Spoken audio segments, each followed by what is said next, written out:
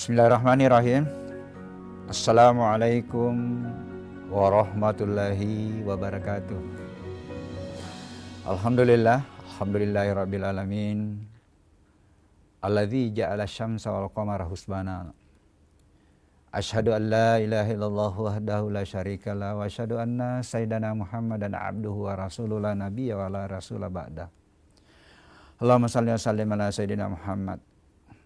Qala Allah ta'ala fi kitabil karim, a'udzubillahi minasyaitonir rajim. Bismillahirrahmanirrahim. Ya ayyuhalladzina amanu taqullaha haqqa tuqatih wa la tamutunna illa wa antum muslimun. Wa qala aidan al-hajju ashhurum ma'lumat. Faman farada fihinnal hajja fala rafasa wala fusuka wala jidala fil hajj. Wa ma taf'alu min khairin ya'lamhullah wa tasawwadul fa inna khairaz zadik taqwa wattaquni ya ulil albab. Sadaqallahul azim. Para pemirsa Mutiara Iman Kompas TV yang insya Allah dimuliakan Allah, puji dan syukur senantiasa kita panjatkan Allah, Tuhan yang menjadikan matahari dan bulan sebagai alat perhitungan waktu. Tuhan di mana selalu menyampaikan kepada kita semua bagaimana meniti peta jalan kehidupan untuk kita hidup selamat dunia akhirat. Ya ayyuhalladzina amanu taqullaha haqqa tuqatih wa la tamutunna illa wa antum muslimun. Peta jalan kehidupan yang disampaikan oleh Allah kepada kita itu masih ada 3 stasiun. Kaifa takfuruna billahi wa kuntum amwatan fa ahyakum summa yumitukum summa yuhyikum summa ilaihi turja'un. Pahamilah semua bahwa kita masih akan berhadapan dengan 3 tempat lanjutan kehidupan setelah dunia, yaitu alam barzah, alam kebangkitan, kemudian alam kembali kepadanya. Betapa maha rahman kasih sayangnya Allah. Allah menyampaikan juga persiapan bekal untuk pindah ke alam barzah, ke alam kubur adalah penyerahan diri total hanya kepadanya, al-muslimun. Di mana untuk mendapatkan al-muslimun itu adalah anak tangganya, ya, adalah iman dan takwa.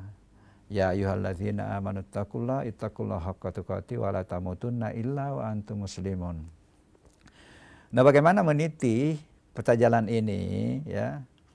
Allah juga maha kasih dan maha penyayang kepada hambanya. Setiap pergerakan waktu pasti ada momen-momen untuk bagaimana kita mengisi pundi-pundi amal kita, meningkatkan iman dan ketakwaan kita untuk mempersiapkan diri naik puncak ke Islam yang berserah diri atau Muslim yang berserah diri, itulah al-muslimun. Nah, salah satu jalurnya untuk naik tingkat menuju pada penyerahan diri adalah melalui ibadah haji. Nah, inilah di bulan Zulhijjah ini, ya, di bulan Zulhijjah adalah bulan, salah satu bulan hurum di mana di dalamnya ada pelaksanaan ibadah haji, di mana ibadah haji itu adalah napak tilas perjalanan spiritual Nabiullah Ibrahim, ya, mulai dari pencarian Tuhan dan memperkokoh keimanannya, dan akhirnya Ibrahim alaihissalam diabadikan di dalam Al-Quran sebagai hamba-hamba yang sangat berserah diri kepada Allah. Dan perjalanan spiritual yang dipraktikkan dalam proses ibadah haji itulah diwariskan kepada Rasulullah Muhammad SAW. Alhamdulillah saudara-saudara kita, ya, sudah sebagian besar itu ada di melaksanakan ibadah haji. Dan semuanya mengharapkan mendapatkan haji mabrur, ya. Kenapa? Al-hajjul mabrur laisa lahu jazaa'un illal jannah. Haji mabrur insyaallah balasannya adalah surga. Tidak ada balasannya kecuali surga. Itulah yang disampaikan oleh Rasulullah. Nah, sekarang pertanyaannya, bagaimana sih sebenarnya itu haji mabrur? Apa sih tanda-tandanya bahwa orang itu mendapatkan haji mabrur? Apakah haji mabrur itu didapatkan atau kita sudah bisa memperlihatkan tanda-tandanya itu setelah kita di tanah suci, atau tanda-tanda haji mabrur itu sebenarnya setelah kembali. Nah, karena sebenarnya hakikatnya bahwa apa yang dipraktekkan di tanah suci itu sebagai prosesi perjalanan spiritual yang dilakukan oleh Nabiullah Ibrahim itu sebenarnya latihan. Latihan ya untuk mendapatkan haji mabrur. Ya, boleh jadi para pemirsa bahwa memang insya Allah kita sudah merasakan di atas, tetapi sebenarnya hakikatnya setelah kita kembali. Setelah kita kembali baru kita betul-betul ada perubahan di dalam diri kita. Ya, karena yang tahu itu bahwa ada perubahan ada diri kita. Tetapi dalam hidup, sikap dan tindak laku, perilaku seorang haji itu bisa dinikmati atau bisa disaksikan oleh orang lain. Para pemirsa yang insya Allah dimuliakan Allah, mohon maaf kita tidak lupa mengirimkan salawat kepada Rasulullah Muhammad SAW, Nabi dan Rasul yang insya Allah yakin bahwa ketika kita mengoptimalkan mengikuti sunnahnya, bagaimana berhaji dengan benar, apa yang mestinya dilakukan, kita ini yang tidak kebetulan pada bulan Zulhijjah ini berada di luar tanah haram. Ya, itu kita sudah disampaikan, ini yang kita lakukan untuk insya Allah mendapatkan juga menjadikan peluang-peluang pahala, peluang-peluang untuk mengisi pundi-pundi amal kita, rekening spiritual kita. Itu bukan hanya saudara kita yang berada di tanah suci, hanya berapa persen yang ada di tanah suci. Nah, disitulah Rasulullah memberikan peluang-peluang bagaimana 10 hari pertama di Zulhijjah itu kita manfaatkan. Ya, kita manfaatkan untuk melaksanakan ibadah, ya, dan ibadah puasa yang paling dianjurkan itu adalah puasa di hari Arafah atau Yaumul Arafah. Yang mampu untuk menambahkan pada tanggal 8 Zulhijjah itu namanya ya Yaumul Tarwiyah, jadi 8 10. Bahkan teman-teman ya, para pemirsa, ibu-ibu, bapak-bapak yang sudah aktif atau intensif melaksanakan salat ibadah puasa Senin Kamis, itu minimal 4 puasanya di bulan Zulhijjah. Nah, itu luar biasa pahalanya. Itu saja 1 hari ya. Rasulullah menyampaikan barang siapa yang melaksanakan puasa Arafah itu diampuni dosanya 1 tahun yang lalu dan insya Allah tercegah untuk mendapatkan perbuatan dosa 1 tahun yang akan datang. Nah, makanya ada juga yang mempraktikkan 10 hari pertama itu puasa terus. Ya. Nah, kita akan lanjutkan nanti para pemirsa setelah pesan-pesan berikut ini.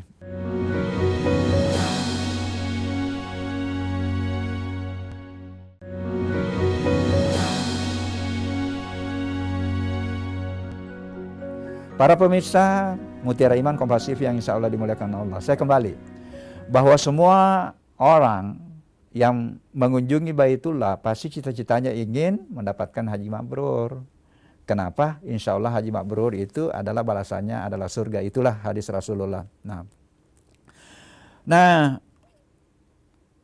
bagaimana ya? Kalau kita perhatikan ya, karena di bulan Zulhijjah itu pasti ada 2 kelompok umat Islam kan. Kelompok umat Islam yang diberikan kesempatan untuk mengunjungi Baitullah. Kemudian kelompok umat Islam yang lebih banyak lagi ya, lebih banyak lagi yang belum sempat ke sana, apakah karena belum naik undiannya atau naik antriannya, atau kita sudah pernah ke sana. Nah, inilah sedikit saya mau sampaikan bahwa ya,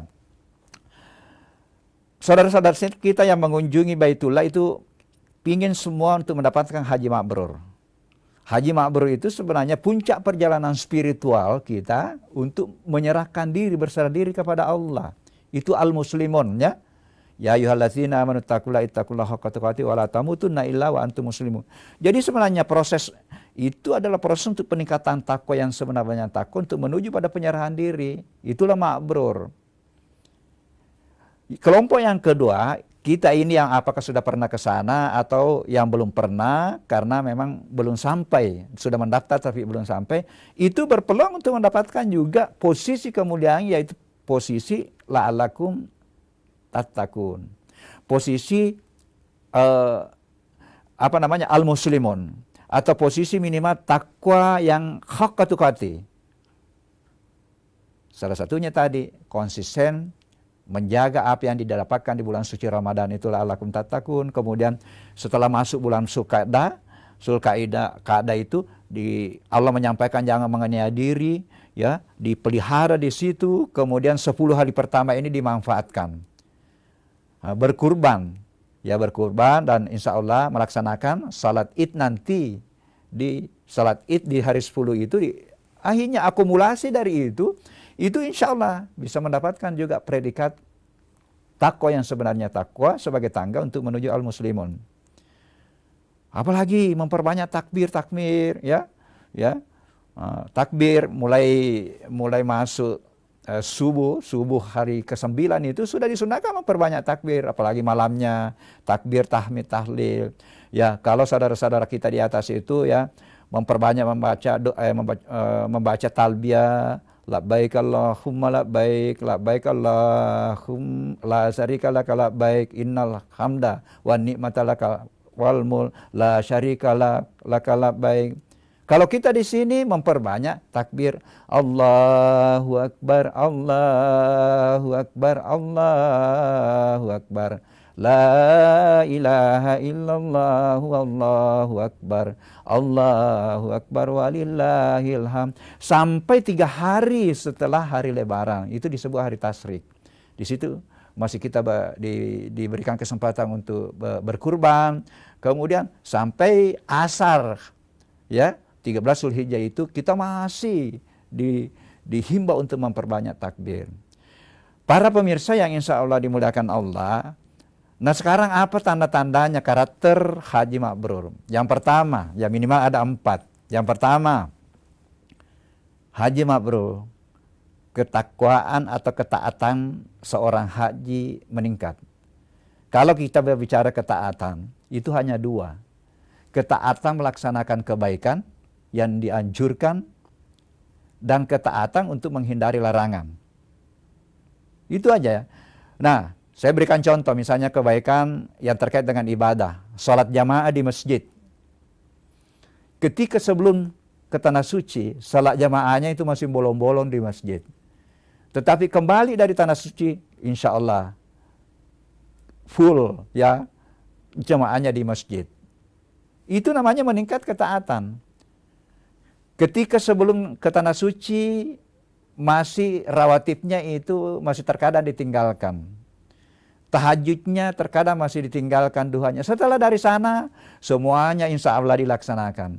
Kenapa? Sudah dilatih arba'in. Sudah dilatih arba'in di Madinah. Itu sebenarnya latihan untuk bagaimana kita betul mempraktekkan itu setelah kita kembali. Nah, itulah ketaatannya meningkat. Ya. Nah, kemudian yang kedua, salah satu tandanya adalah keikhlasan kita meningkat. Siapakah yang tahu bahwa kita ikhlas melaksanakan ibadah? Kita sendiri. Dan mohon maaf para pemirsa, ya, para pemirsa Mutiara Iman yang insya Allah dimuliakan Allah, ya. Kalau kita mau menguji keikhlasan kita, uji diri kita di amalan-amalan sunnah. Misalnya rawatib sunnah, tahajud sunnah, duha sunnah. Kenapa? Kalau wajib itu kan kita sudah ada di tarpola di kesadaran kita, saya berdosa kalau saya tidak lakukan. Berarti kemungkinan keadaan terpaksa kita sholat. Tetapi kalau yang sunnah-sunnah itu insya Allah kita ikhlas. Jadi uji keikhlasan kita di sunnah-sunnah. Dan insya Allah ketika kita sampai pada suatu makam, sudah merasa kehilangan para pemirsa kalau tidak melaksanakan sunnah, duha, tahajud. Apa kata Allah di dalam salah satu diskusi? Ketika hambaku sudah sampai pada makam ini, akulah yang datang memandu mulai dari caranya berpikir, caranya mengambil keputusan, seluruh gerakan-gerakan tubuhnya aku yang pandu sebagai bentuk kasih sayangku kepada hambaku yang ikhlas beribadah kepada aku. Dan insya Allah ketika kita ikhlas itu, kita masuk nanti ke dalam golongan-golongan hamba yang muhlisin. Itu ada 11 kali diulang dalam Al-Quran kalau kita mempelajari siapa itu muhlisin 11 kali. Dan kalau kita sudah masuk pada golongan hamba-hamba yang muhlisin, suatu saat insya Allah kita akan terpilih oleh Allah menjadi hamba-hamba yang muhlasin. 9 kali diulang dalam Al-Quran. Siapakah itu hamba-hamba muhlasin? Adalah hamba-hamba yang sudah angkat tangan iblis untuk menggodanya. Kenapa iblis sendiri menyampaikan di dalam Al-Quran? Aku akan goda hambamu dari kiri kanan yang buruk saya mau katakan bahwa itu baik, yang baik itu buruk, kecuali hamba-hambamu yang engkau sudah pilih, yaitu hamba-hambamu yang masuk muhlasin, illa ibadallahil muhlasin, kecuali hambamu yang sudah masuk muhlasin. Saya coba telusuri para pemirsa, semua nabi, rasul masuk di golongan itu, masuk di golongan hamba-hamba mukhlasin. Kita minta doa semua, mudah-mudahan para pemirsa Mutiara Insan ini bisa nanti terpilih menjadi hamba-hamba yang mukhlasin. Amin, amin ya. Para pemirsa yang insya Allah dimuliakan Allah, nah karakter yang ketiga ya, kesabarannya meningkat. Kalau sebelum ke tanah suci masih suka moro-moro, setelah kembali dari tanah suci insya Allah dia sudah mampu menata hawa nafsunya ya. Ya bukan berarti tidak bisa marah, tetapi dia sudah bisa menata. Karena dia sadari bahwa ketika dia mampu menata hawa nafsunya untuk sabar, dia selalu bersama dengan Allah. Innallaha ma'as sabirin. Sesungguhnya aku selalu bersama hambaku yang bersabar. Para pemirsa, kita akan lanjutkan setelah pesan-pesan berikut ini.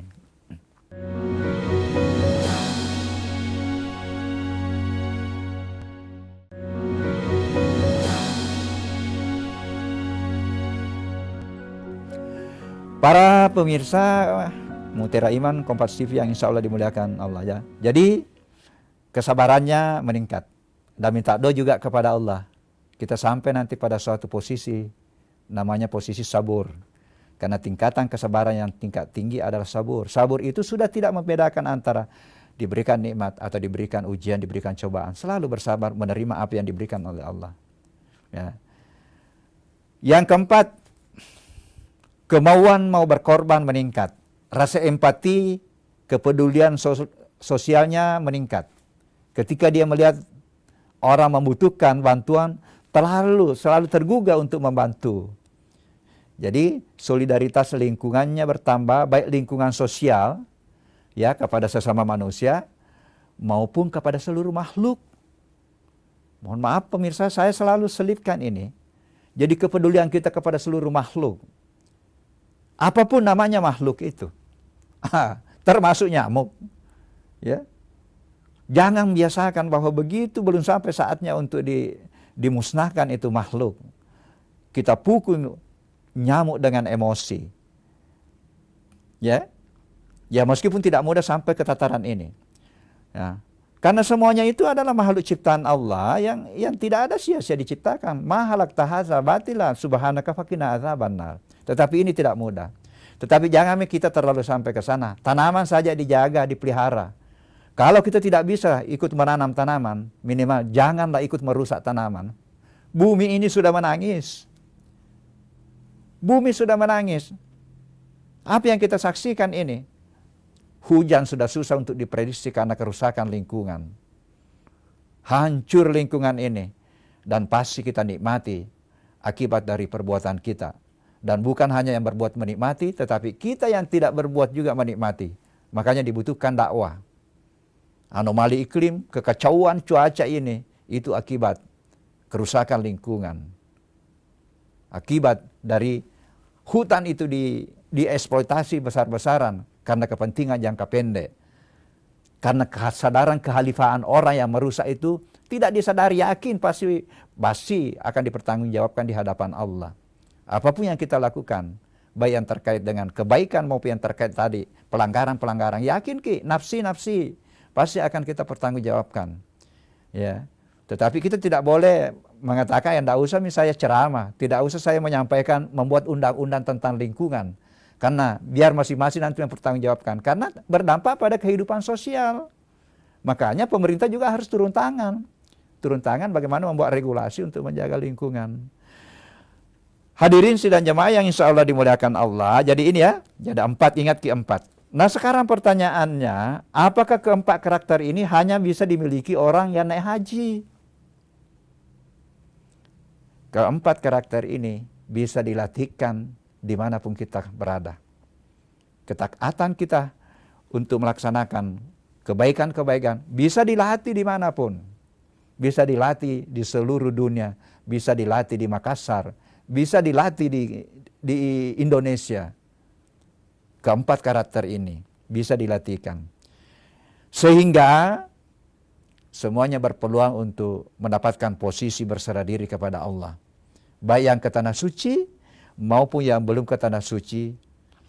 Ketika kita melatih diri kita, tetap mampu melatih dirinya napak tilas ma'rifatullah, berserah diri, menyembah dengan ikhlas, mengoptimalkan amalan-amalan sunnah, ya, apalagi misalnya 10 hari pertama, optimalkan selalu rutin tahajud, rutin puasa sunnah, melaksanakan amalan-amalan sosial, insya Allah kita akan mendapatkan 4 karakter ini. Nah, inilah para pemirsa, ya, terkadang di kampung itu, depan hasan na boleh makan haji na, belum pi ke tanah suci tetapi dia memiliki karakter haji. Karena ketaatan, keikhlasan, kesabaran, dan kemauan mau berkorban, dimanapun bisa kita latih diri kita dan kita memohon kepada Allah. Karena sikap atau perilaku-perilaku baik ini lahir dari suatu kesadaran. Kesadaran itu lahir pada ilmu atau pemahaman, sehingga kita butuh mendengar, kita butuh membaca untuk melatih diri kita dan selalu memohon kepada Allah. Jadi sekali lagi bahwa kita semua berpeluang juga untuk mendapatkan 4 karakter ini. Latih diri kita untuk taat, tingkatkan ketakwaan kita, tingkatkan keikhlasan, memohon kepada Allah, kesabaran kita menata hawa nafsu, kemudian bagaimana empati kita untuk berkorban. Itu yang perlu dilatihkan. Jadi sekali lagi bahwa bukan hanya yang ke tanah suci, tetapi yang belum ke tanah suci, dan ini menjadi peringatan bagi kita yang sudah pernah ke sana. Apalagi kalau sudah berkali-kali. Tolong para pemirsa, koreksi diri kita. Jangan sampai kita sudah berkali-kali umrah, berkali-kali haji, tetapi satu pun dari kriteria haji umrah mabrur yang saya sampaikan ini kita tidak miliki. Mari koreksi diri kita. Jangan sampai kita sudah pernah ke sana, tetapi orang yang belum pernah ke sana memiliki karakter itu. Sementara kita yang sudah pernah ke sana jauh dari 4 karakter ini. Hati-hati. Makanya kalau 4 karakter ini kalau kita telusuri satu persatu itu luar biasa memang. Pasti kalau ini kita miliki, insya Allah balasannya nanti surga. Karena bukankah tadi ya orang ikhlas dan istiqamah melaksanakan kebaikan itu yang akan mencapai predikat takwa yang sebenarnya takwa. Itu yang akan mencapai nanti predikat al-muslimun. Sementara al-muslimun itu insya Allah itu sudah jaminan surga itu. Karena hamba-hamba yang sudah sampai pada predikat penyerahan diri hanya kepada Allah, itulah hamba yang memiliki jiwa yang tenang, yang diundang masuk surga. Ya, sering saya sampaikan, ya ayyatuhan nafsul mutmainnah, irji'i ila rabbika radiyatan mardiyah fadkhuli fi ibadi wadkhuli jannati. Ya manang isapa. Ini semua yang kita cari para pemirsa. Hai hambaku yang sudah sampai pada puncak perjalanan spiritual al-muslimun, memiliki jiwa yang tenang, jiwa al-mutmainnah, masuklah ke dalam golongan hamba-hambaku yang aku ridha, dan masuklah ke dalam golongan hamba-hambaku yang masuk surga. Diundang masuk surga. Surah Al-Fajr itu 27-30. Masya Allah. Mudah-mudahan para pemirsa semua ya insya Allah akan menutup hidupnya, itulah yang disebut dengan husnul khatimah, dengan undangan terhormat. Karena perpisahan nyawa dengan badan ada 2, ada memang yang dipaksa dan ada yang diundang. Inilah tadi yang diundang. Ada yang dipukul, diteriaki, kasih keluar nyawamu, diteriaki oleh malaikat. Ada juga yang diundang. Siapakah itu yang diundang? Insya Allah yang mencapai puncak perjalanan spiritual al-muslimun, bukan hanya sekedar Islam, tetapi Islam yang berserah diri dan mencapai ketenangan jiwa yang tenang al-mutmainnah. Para pemirsa ya, Mutiara Iman Kompas TV yang insya Allah yang dimuliakan Allah, sebagai kesimpulan ya. Pertama, pembahasan kita tentang haji mabrur. Haji mabrur minimal memiliki 4 karakter. Yang pertama adalah atau tanda-tanda ya, tanda-tanda atau karakter.